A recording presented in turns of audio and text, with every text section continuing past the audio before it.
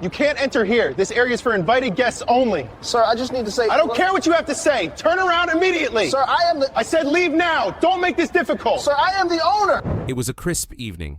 The city lights shimmered against glass towers, and the five-star restaurant stood proudly at the corner, its golden logo glowing above the entrance. Guests arrived in sleek cars, stepping out in tailored suits and glittering dresses. Valets rushed forward, doors opened, laughter spilled into the night. It was the kind of place where exclusivity was the brand, where wealth was the ticket, and where appearances mattered. Among the arriving guests was a black man. He wore a dark suit, understated but elegant, his stride calm, his presence commanding. He walked toward the entrance with the quiet confidence of someone who belonged, not just as a guest, but as something more. But before he could reach the door, a uniformed police officer intercepted him. "Hold on," the officer barked, stepping into his path. His tone wasn't protective. It wasn't courteous. It was suspicious, sharp, dripping with authority. "Where do you think you're going?" The man paused, surprised but composed. "I'm going inside," he replied evenly. His voice carried no hesitation, no defensiveness, just fact. But the officer's eyes narrowed, scanning him up and down as though searching for a reason to deny him. "This is a private establishment," the officer said. "5-star. You can't just walk in here. Show me some ID. Show me a reservation." His words weren't requests. They were demands, delivered with the weight of assumption, that a black man in this setting must be out of place, must be questioned, must be stopped. The man tilted his head slightly. "Why are you stopping me?" he asked. His tone was calm, but beneath it lay a quiet challenge. The officer bristled. He wasn't used to being questioned. He was used to compliance. And so, he pressed harder. "Don't play games with me," the officer snapped. "I've seen people like you hanging around places you don't belong. You're not dressed for this. You don't look like the clientele. Tell me the truth. Are you here to cause trouble?" The words hung heavy in the air. Guests nearby slowed their steps, glancing at the confrontation. Some looked away quickly, unwilling to intervene. Others whispered, sensing the tension. The valet froze, unsure whether to continue his duties or watch the unfolding scene. The officer's voice carried across the polished pavement, loud enough for everyone to hear. The man stood tall, his posture unshaken. "I'm here for dinner," he said simply. But the officer wasn't satisfied. He stepped closer, invading space, his hand brushing near his holster, as though preparing for escalation. His eyes hardened, his jaw clenched. He was determined to assert control, to prove authority, to remind the man of his place, or at least the place prejudice had assigned him. "Dinner?" the officer scoffed. "Do you even know what kind of place this is? Meals here cost more than most people's rent. You think you can just walk in? Who are you meeting? Who invited you?" His tone dripped with disbelief, as though the very idea of a black man dining at such a restaurant was absurd. The man's calm never wavered. He let the officer's words pile up, each one exposing the bias beneath the badge. He didn't rush to explain. He didn't scramble to justify. He simply waited, letting silence speak louder than protest. But the officer mistook silence for weakness. He pressed harder. "I've got every right to stop you," he declared. "This is my beat. I know who belongs here and who doesn't. And you don't." His voice rose, sharp and commanding, echoing against the restaurant's glass facade. Inside, diners turned their heads toward the commotion. Through the windows, they saw the officer blocking the man's path, his posture aggressive, his tone hostile. Some frowned, others shrugged, a few shook their heads, but none stepped outside. The confrontation remained between two men, one armed with prejudice, the other armed with patience. "You're making a mistake," the man said quietly. His words were measured, deliberate, but the officer laughed bitterly. "A mistake? No, I'm doing my job. Protecting this place from people who don't belong. You think you can just walk past me? Not tonight." The tension thickened. The officer demanded identification again, his voice sharp. his stance rigid. He accused the man of trespassing, of attempting to enter without permission, of being suspicious. He spoke as though his assumptions were facts, as though his prejudice was law. The man remained steady. He knew something the officer did not. He let the officer dig deeper into his own arrogance, piling on accusations, ignoring rights, trampling dignity. Every word, every gesture, every threat was being witnessed, and soon every one of them would matter. The officer's tone grew harsher. "If you don't leave now, I'll arrest you. Disorderly conduct, trespassing, whatever charge fits, you've got 30 seconds to turn around." His hand hovered near his cuffs, his eyes locked on the man, daring him to resist. But the man did not move. He did not flinch. He simply looked at the officer, calm and unshaken, and said, "I own this restaurant." The words landed like thunder. For a moment, silence swallowed the scene. The officer blinked, stunned, his mouth opening but no words emerging. Guests nearby gasped. The valet's eyes widened. Inside, diners leaned closer to the windows, whispering in disbelief.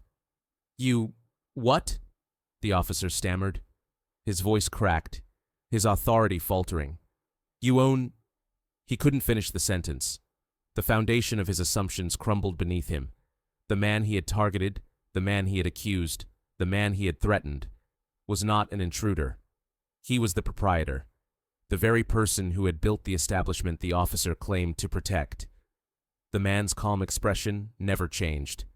"Yes," he said firmly, "this is my restaurant, my staff, my guests. My name is on the deed, on the license, on the contracts. You stopped the owner from entering his own property." The officer's face drained of color. His arrogance collapsed into panic. He tried to recover, tried to soften his tone, tried to backtrack. I didn't know. I thought I was just doing my job." But the excuses sounded hollow, desperate, transparent. The damage was done. The humiliation was complete. Guests whispered louder now, some shaking their heads, others glaring at the officer. The valet stepped aside respectfully, bowing slightly toward the man. Inside, staff members rushed to the door, recognizing their employer, ready to intervene if needed. The officer stood frozen, his authority shattered, his prejudice exposed. The man looked at him steadily. "Your job is to protect," he said. "Not to profile, not to harass, not to deny dignity. Tonight you forgot that." His voice was calm, but it carried the weight of truth, undeniable and unshakable. The officer swallowed hard, his hands trembling slightly. He tried to speak, but no words came. He had been caught, not by force, not by resistance, but by reality, and reality was unforgiving. The moment the words left his lips, "I own this restaurant," the air shifted. Silence swallowed the street. The officer's posture collapsed, his confidence drained, his authority shattered. Guests whispered in disbelief, staff hurried to the door, and the valet froze mid-step, realizing the man he had doubted was not a guest at all, but the very architect of the establishment. The officer stammered, his voice cracking under the weight of humiliation. I didn't know. I thought I was just doing my job." But the excuses rang hollow. Everyone had heard the threats, the accusations, the disdain. Everyone had seen the way prejudice had been wielded like a weapon, and now everyone saw the truth. The officer had tried to bar the owner from his own property. The man's calm never wavered. He looked at the officer steadily, his voice measured but firm. "Your job is to protect," he said, "not to profile, not to harass, not to deny dignity. Tonight you forgot that." His words carried across the crowd, undeniable, unshakable. The officer swallowed hard, his hands trembling, his authority crumbling. Inside the restaurant, staff gathered near the entrance. Chefs peered from the kitchen, servers whispered among themselves, managers rushed forward. They knew their employer well. They had seen his dedication, his vision, his relentless pursuit of excellence, and now they saw him confronted by prejudice at the very doors he had built. Guests inside leaned closer to the windows, some shaking their heads, others glaring at the officer. A few pulled out phones, recording the scene. The confrontation was no longer private. It was public, documented, undeniable. The officer's words, his threats, his arrogance, all captured, all preserved. The man turned toward his staff. "Please escort our guests inside," he said calmly. "Dinner will continue as planned." His voice carried authority, not from a badge, but from ownership, from dignity, from truth. The staff obeyed, guiding guests past the officer, who now stood frozen, powerless, exposed. But the story did not end at the door. The man knew that accountability could not stop with humiliation. It had to continue with justice. And so, he pressed charges. Reports were filed. Internal Affairs was notified. Witness statements were collected. Videos were submitted. The officer's misconduct was undeniable, his racial targeting documented beyond dispute. The case moved swiftly. The officer was suspended, stripped of his patrol duties, placed under investigation. His colleagues whispered, his superiors frowned, his reputation crumbled. The badge he had wielded so arrogantly now weighed heavy, no longer a shield, but a burden. In court, the officer tried to defend himself. He claimed he had acted out of caution, out of duty, out of suspicion. He insisted he had not known the man was the owner. He argued that his actions were justified, but the evidence told a different story. Witnesses testified to his tone, his threats, his accusations. Videos showed his posture, his aggression, his disdain. The valet described his disbelief. The guests recounted their shock. The staff explained their outrage. Every detail painted the same picture. An officer who had allowed prejudice to dictate his actions, who had denied dignity to a man based solely on appearance. The prosecution laid out the facts clearly. This was not protection, they argued. This was profiling. This was harassment. This was abuse of authority. They pointed to the officer's words, his threats of arrest, his baseless accusations. They reminded the jury that the man had not been a stranger, not a trespasser, not a suspect, but the owner of the very property the officer claimed to protect. The defense faltered. Their arguments collapsed under the weight of evidence. Their attempts to justify sounded desperate, hollow, transparent. The jury saw through them. They saw not a protector of the law, but a violator of it. And when the verdict came, it was clear: guilty. The officer was convicted of misconduct, of abuse of authority, of racial targeting. His badge was stripped, his pension revoked, his career ended. The punishment was severe, the consequences lasting. The very system he had abused now stood against him. The man, the owner, walked away not as a victim, but as a victor. His calm resilience had exposed the rot of prejudice. His dignity had reminded the world that accountability is not optional. It is inevitable. He returned to his restaurant, greeted by applause from staff and guests alike. His presence was celebrated, his truth undeniable, but the story was larger than one officer, larger than one restaurant, larger than one night. It was about a system where arrogance collides with accountability, where prejudice collides with resistance, and where justice, though often delayed, can still arrive with force. It was about the countless encounters that never make headlines, the silent battles fought in parking lots, on sidewalks, at restaurant doors across the nation. It was about the dignity denied, the rights ignored, the humanity questioned, and it was about the resilience of those who refuse to be broken, who stand tall, who demand justice. The officer's downfall became a lesson. Authority without respect is nothing. A badge without integrity is only metal. And those who weaponize their position against the innocent may one day find themselves crushed beneath the very law they swore to uphold. The restaurant continued to thrive. Guests dined, staff served, laughter filled the halls. But the memory of that night lingered, a reminder etched into the marble floors and golden logo, a reminder that prejudice can appear anywhere, even at the doors of luxury. But so can justice. Because in the end, justice doesn't care about the color of your skin. It cares about the truth.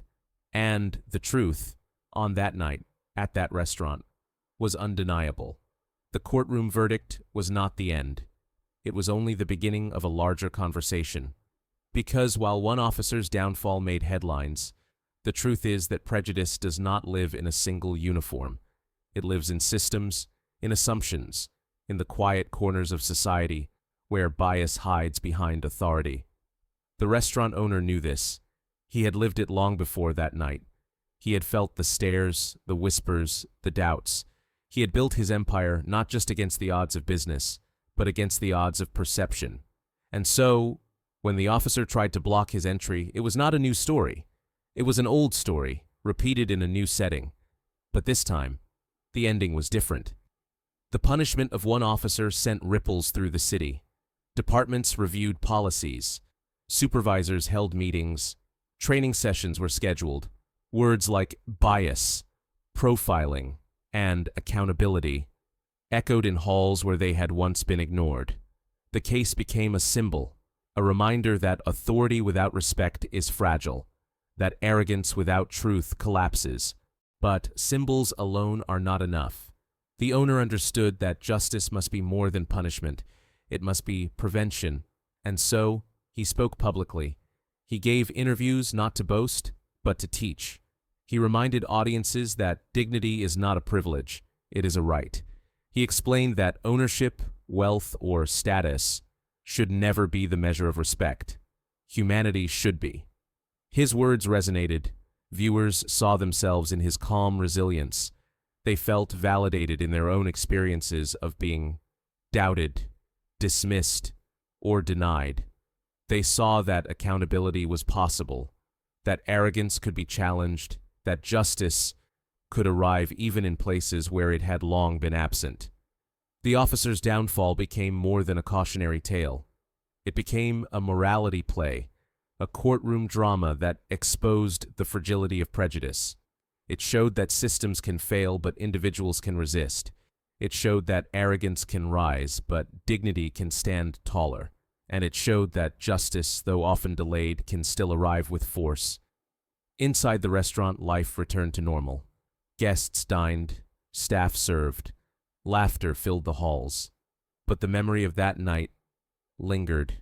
It became part of the restaurant's story, etched into its identity. Patrons whispered about it, staff remembered it, the owner carried it. It was not a scar, it was a badge of resilience. And yet beyond the marble floors and golden logo, the lesson stretched further. It reached into neighborhoods where prejudice still lurked, into workplaces where bias still thrived, into institutions where accountability was still resisted. It reminded everyone that justice is not automatic. It must be demanded, defended, delivered. Because prejudice is not just an act. It is a system. And systems do not collapse on their own. They collapse when confronted, when exposed, when resisted by those who refuse to bow. The officer's punishment was severe: termination, loss of pension, a criminal record. But the true punishment was deeper. It was the collapse of arrogance. It was the realization that authority without integrity is powerless. It was the humiliation of being remembered not as a protector, but as a violator. And for the owner, the victory was not in the courtroom alone. It was in the validation of his dignity. It was in the applause of his staff, the respect of his guests, the recognition of his truth. It was in the reminder that resilience can turn prejudice into accountability, that calm can turn arrogance into collapse,